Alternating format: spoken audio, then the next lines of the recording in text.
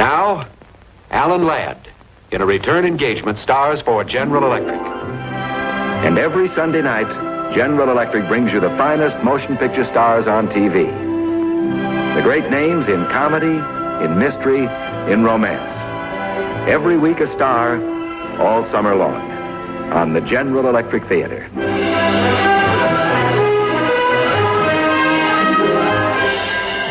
In research, in engineering, in manufacturing skill, at General Electric, progress is our most important product.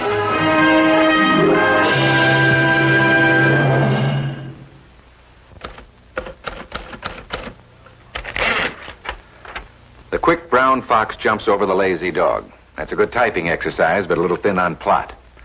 And that word plot has filled more wastebaskets than any other.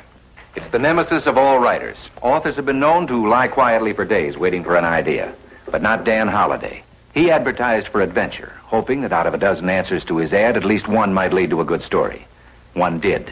It led to his being committed.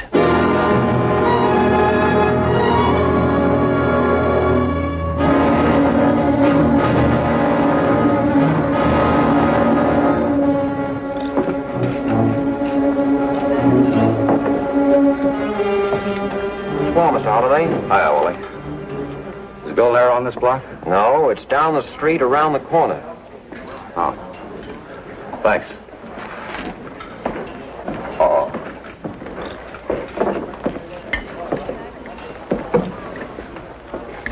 What's that, Kling? Lunch? I'm glad I can't join you, Lieutenant. You have joined us. Just because I love you. Say hello to Kennedy. Hi. Hi. I'm having lunch at the Golden Arrow today. You can get a nice $1 lunch there for $5. Oh, not me. I'm an invited guest. By Mr. Paul Wells. He answered my ad. Quote, wanted adventure. Will go anywhere, do anything. Unquote.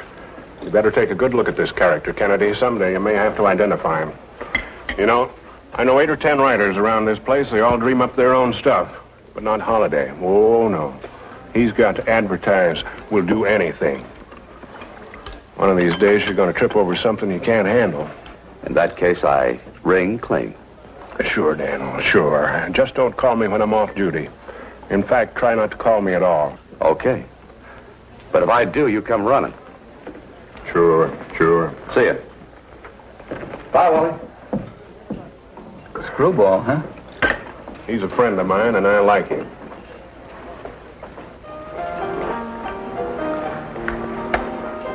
Yes, I answered your advertisement. It fascinated me. Tell me, are you bored, Mr. Holliday? No, Mr. Wells, dry. Dry? Yes, I just got tired of writing the same plot. Once in a while, my ad leads me to a new one. I see. More coffee? Oh, thanks.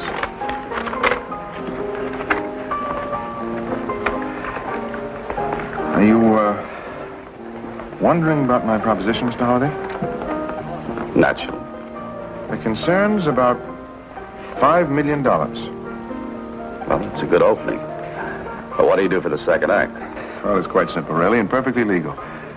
But there is a risk involved. At those prices, I can imagine. And for you, there's $10,000.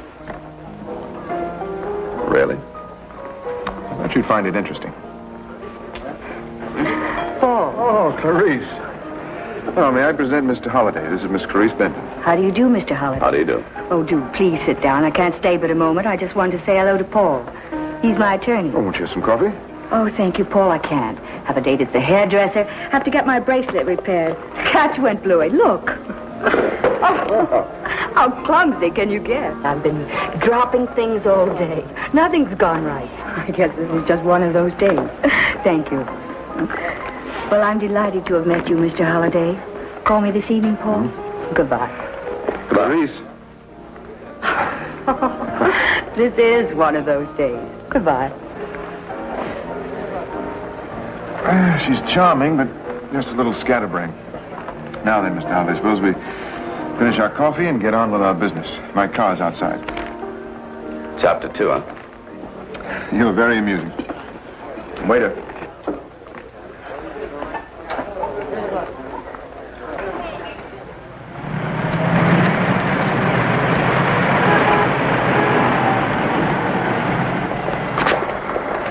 What's the matter? I don't know. I feel a little funny. Oh, come on, get in the car. Let me get you to the doctor.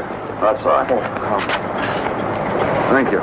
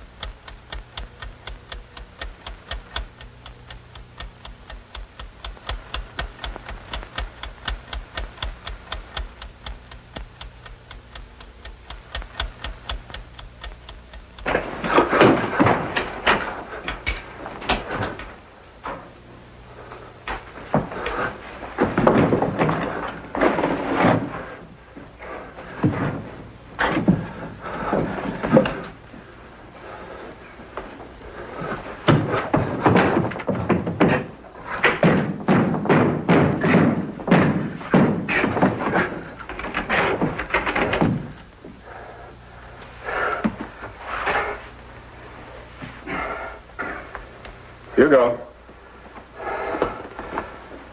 Get him into bed.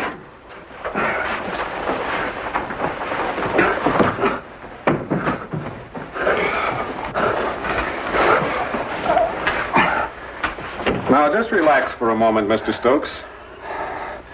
What? I said relax for a moment. Why'd you call me?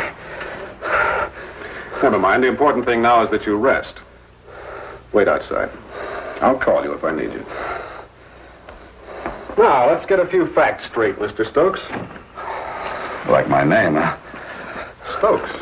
Edward Stokes. If I go along with the joke, what happens? We'll do our best to see that you're restored to health. I'm sick, huh? I'm going to be very frank with you, Mr. Stokes. Now listen carefully. I'm listening, Doctor. You are a doctor. Psychiatrist. Dr. Cordell.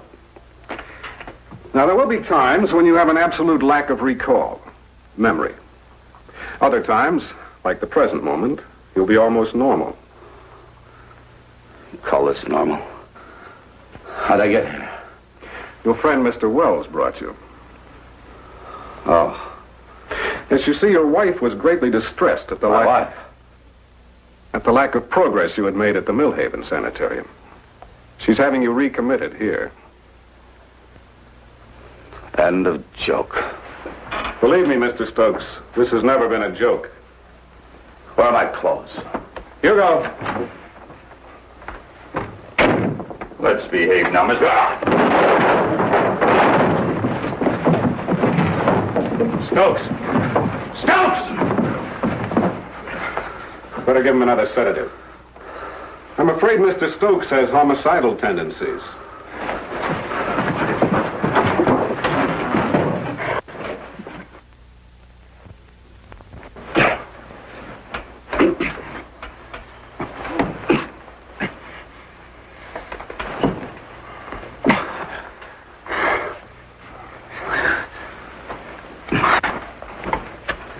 That's no good, Mr. Stokes. The straps will cut, and that hurts. Your name's Hugo. So you remember, huh? Now that's good. Lots of times they can't remember nothing. Where are my clothes, Hugo? Sorry, Mr. Stokes. No dice. I don't want my clothes. Get my wallet. Look in it. You'll find my identification. It's Dan Holliday.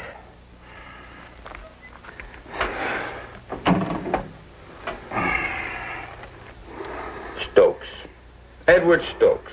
Look, I undressed you. Put you in here. That isn't my wallet. My name is Dan Holliday. Go to a phone. Call Lieutenant Kling of the city police. Describe me to him. Tell him that tough on yourself, Mr. Stokes. Just take it easy. My name is not Stokes. Please. Don't get violent like they tell me you did at the other place. 'Cause if you do, I'll just have to massage you.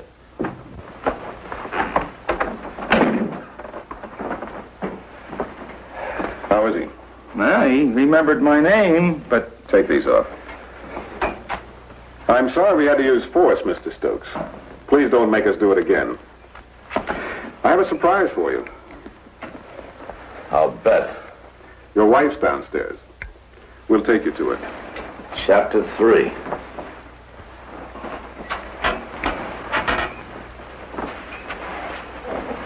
All right, Doctor.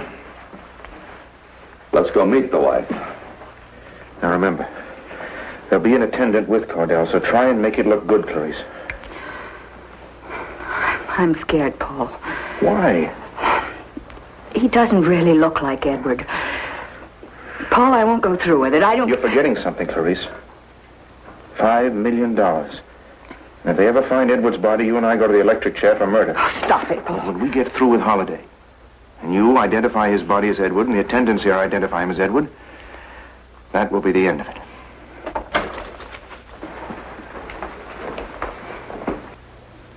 Edward. Hello, Clarice.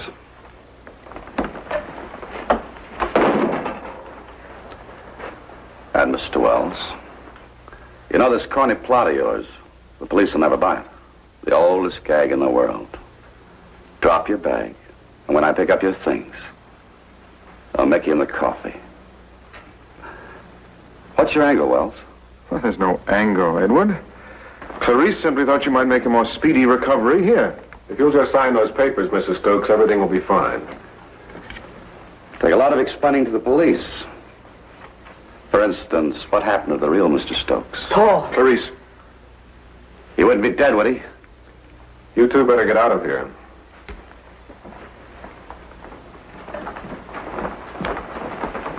Did you kill him for that $5 million you mentioned? Or did you? Or did both of you? What about the attendants? They all think he's Stokes. Hugo even heard him say hello to Clarice. Only the three of us know. 4.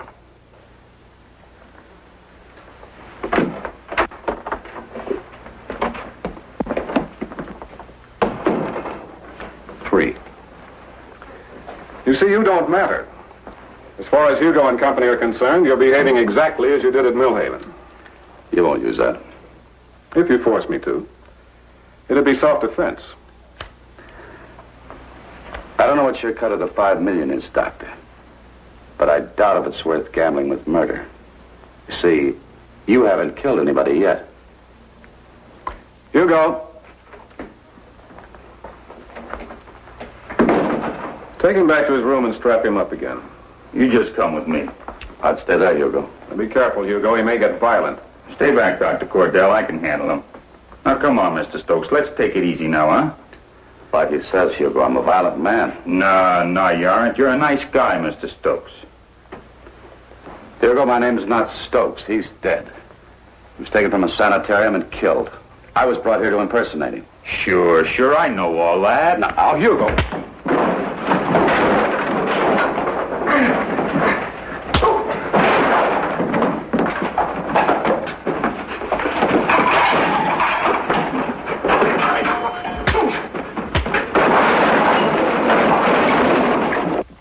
Hugo.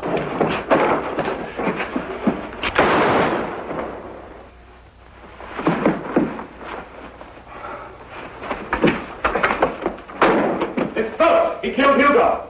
Be careful. He's still got the gun. Get out the alarm.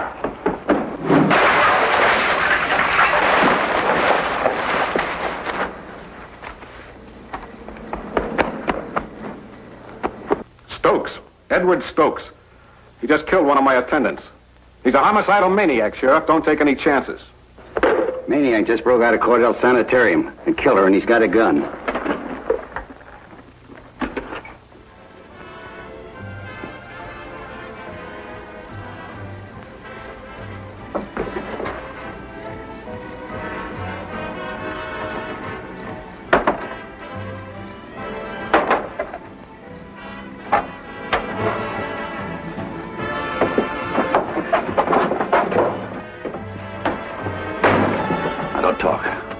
Shake your head. Are you alone? Now, look, I'm not going to hurt you. Where's your phone? All right, you can talk now. We haven't got one. We? My father and brother. Where are they? Down the road. Right down the road. The barn dance. I've got to get to a phone. Where's the closest one? There's a filling station right down the road. Can you get me some clothes? We interrupt this program to bring you another bulletin on the escaped madman. He is armed. He is dangerous. He has already killed one man. Cooperate with the local authorities and report anything suspicious. Don't believe that. Do I look crazy to you? Uh-huh. I do. Clothes and a gun. I forgot. Come on, give me the clothes. All right.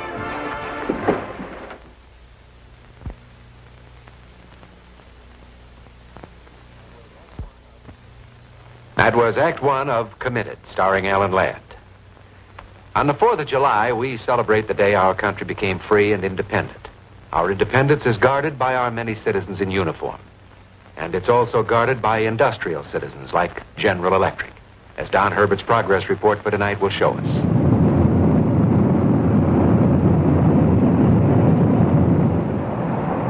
In a few seconds, we're going to watch an actual test flight. We're on California's Mojave Desert, the largest flight test center in the world, Edwards Air Force Base, formerly called Muroc. Here's where the Air Force and the aviation industry, working together, test and develop the aircraft of the future. And here's where General Electric flight tests its jet engines and electric and electronic plane equipment. Here comes our test plane, North American Aviation's F-86D Saberjet, powered with a J-47 General Electric jet engine. And here comes the fellow who will fly it, GE's chief test pilot here at Edwards, Roy Pryor. All right? What kind of a test are you going to make today? This will be an engine air restart, Don. I'm going up to 40,000 feet, cut off the engine, wait 10 seconds, then restart the engine again. Now, wait a minute. You mean you're going up to 40,000 feet and then deliberately shut off the engine? That's right. Why? Well, you see, Don, we want to find even better ways to restart our engine at altitude. What are they doing now? Last-minute check? That's right, Don. In addition, they're loading film in the ship's cameras. You see, we'll record all the instrument readings during this flight to give the engineers enough to work on for days to get a detailed study of what goes on. Good luck, Roy. We'll be keeping in touch with you after you take off.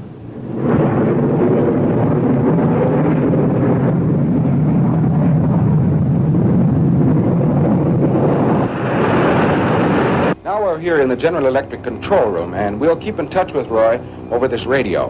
When he gets up to 40,000 feet and is ready to begin the test, he'll tell us exactly what's going on. Hello, Don. How are you reading me? Loud and clear, Roy. Are you up to altitude? Roger. Be ready to cut my engine in 3 seconds. The engine is off now. I'm gliding. Losing altitude at the rate of 3,000 feet a minute. My airspeed has dropped to 210 miles per hour. By the time you count 5, I'm going to restart the engine. Okay. 1, 2, 3, 4, 5.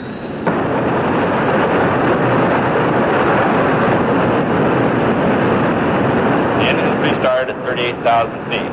Temperature and RPM coming up. Everything looks normal. Well, he did it. A jet engine restart in the air. Now, this is the sort of testing that goes on day after day here at Edwards.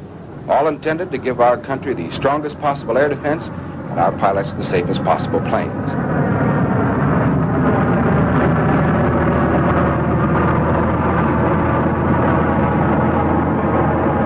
Yes, this is the testing ground of progress. And I guess you'd expect to find GE here because, as you know, at General Electric, progress is our most important product. Now, back to Alan Ladd in Act Two of Committed.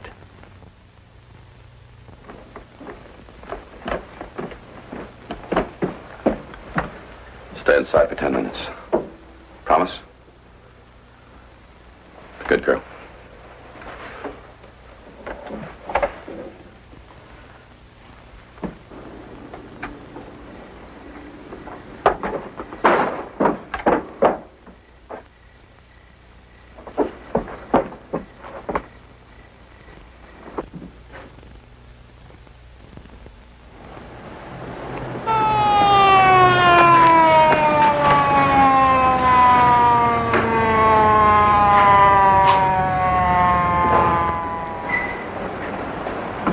Hi, Tim. Hi, Charlie. Evening, Dr. Cordell. Heard the news? Yeah, what's new on the guy? Nothing yet, but he's around somewhere. Couldn't get far in what he was wearing. Hey, do you think he's near here? Well, don't know. He may be trying to get to a car, so keep your eye peeled. He's already killed one man. Look, I got a gun in there. Am I supposed to use it on him if I see him? You may have to. Okay, Tim, be careful.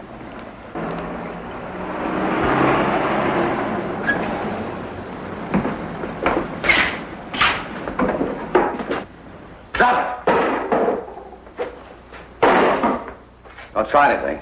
I want to use your phone. Look, fella, why don't you give yourself up? You don't stand a chance. You're so right. But every trigger-happy guy will be out for their kill. They won't let me surrender.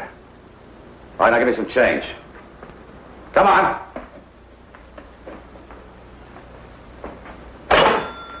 How much? Nickels, dimes. $50 worth.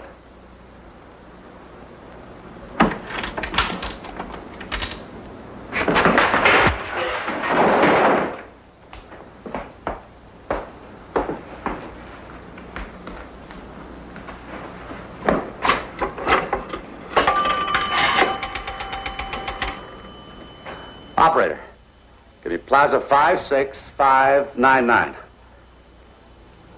56599. That's right. Hurry, please.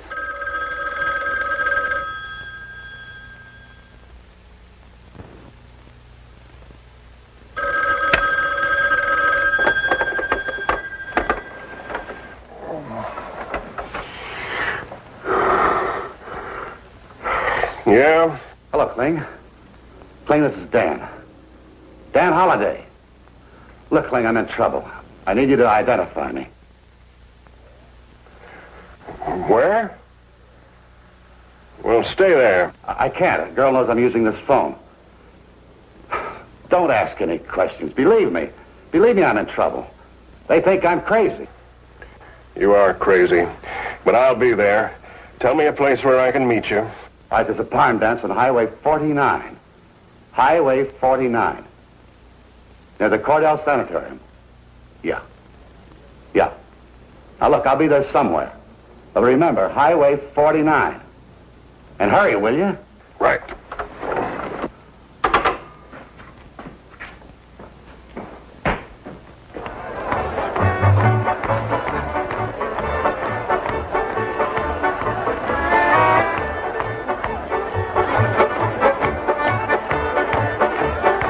Anybody a partner, and the corner's off. Side two steps, the brand new girl go forward, up and back.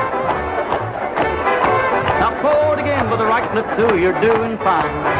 Swing on the corner like swinging on the vine. Hi. Hello.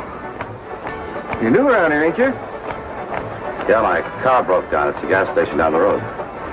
Oh, Tim's place, yeah. Yeah, I guess that's it. Hey, you better go on inside while you're waiting. That crazy fellow roaming around ain't too safe out here. Maybe you're right. I better go ahead to those young folks inside. The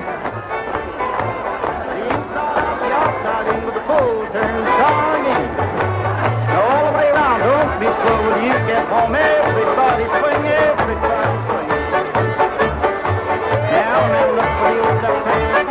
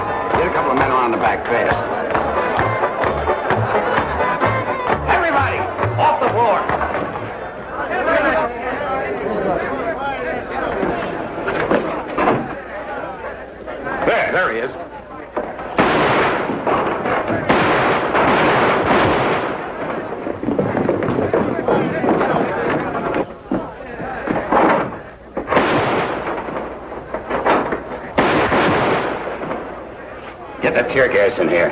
Two of you lob a couple of shells through that back window. Shoot as soon as he comes out.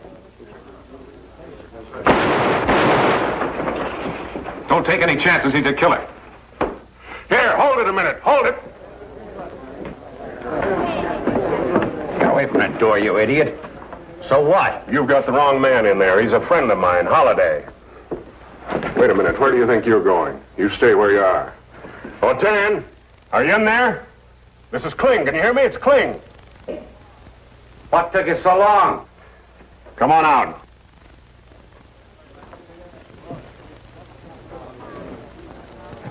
Make him throw the gun out first. Throw the gun out, Dan. It's okay. It's Holiday.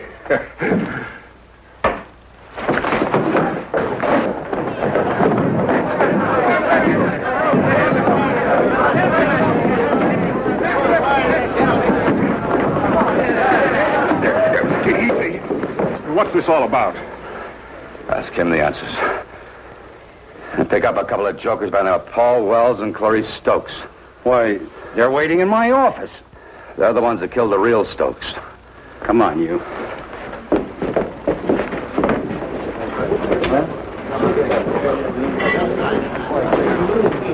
Oh, I'm sorry. I guess I owe you an explanation. You see, I'm a writer, and the real Stokes had a lot of money. And Clarice, his wife, and this fellow called Paul Wells, you tell her, Kling. He's crazy. You know he's right.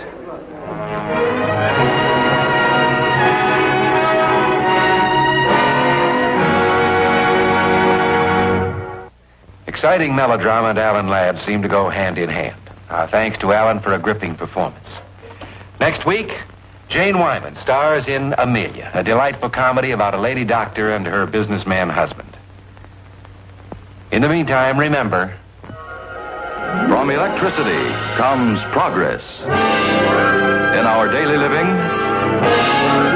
in our work, in the defense of our nation. And at General Electric, progress is our most important product.